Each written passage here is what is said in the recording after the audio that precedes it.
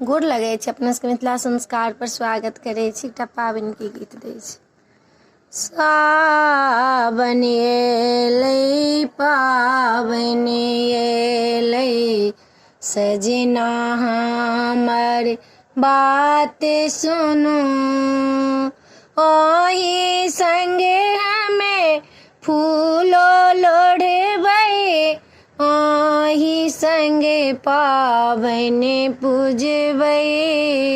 सावन एलै पाबनि एलै, सजना हमर बात सुनू, ओही संगे हमे पाबनि पूजबै, ओही संगे हमे फूल लोढ़बै। सावन एलै सासु हमरे भारी पठलेखिन, पातिले गौरी के संगे गौरी एलै, केचुआ एलै, नाग नागिन से हो एलै।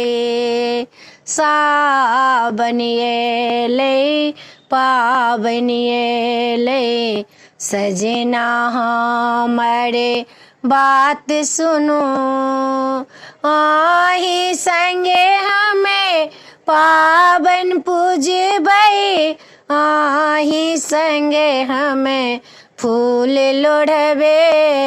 सावन एलै पाबनि एलै, हरियर हरियर लहठी एलै, साजी भरी कऽ फूल एलै, हरियर हरियर लहठी एलै, साजी भरी कऽ फूल एलै।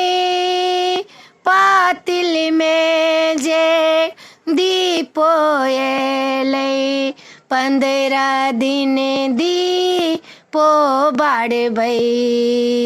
सावन एलै पाबनि एलै, सजना हमर बात सुनू, ओही संगे हमे फूल लोढ़बै, ओही संगे पाबनि पूजबै।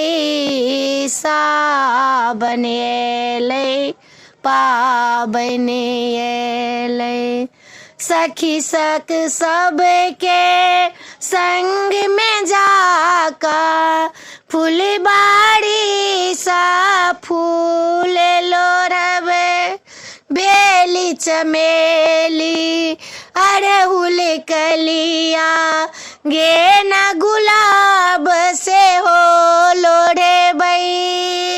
सावन एलै पाबनि एलै, ओही संगे हमे फूल लोढ़बै।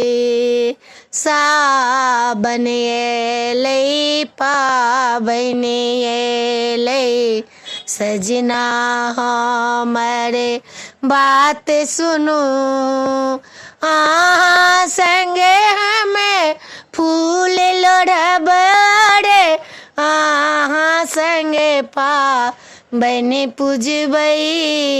सावन एलै पाबनि एलै। वीडियो में अच्छा लगा, अपने सबके पाबनि के गीत नीक लागत तो चैनल के सब्सक्राइब करो नहीं बिसरबे, जरूर सब्सक्राइब करबै, लाइक करबै, कहबै जरूर बिसरबे नहीं। जय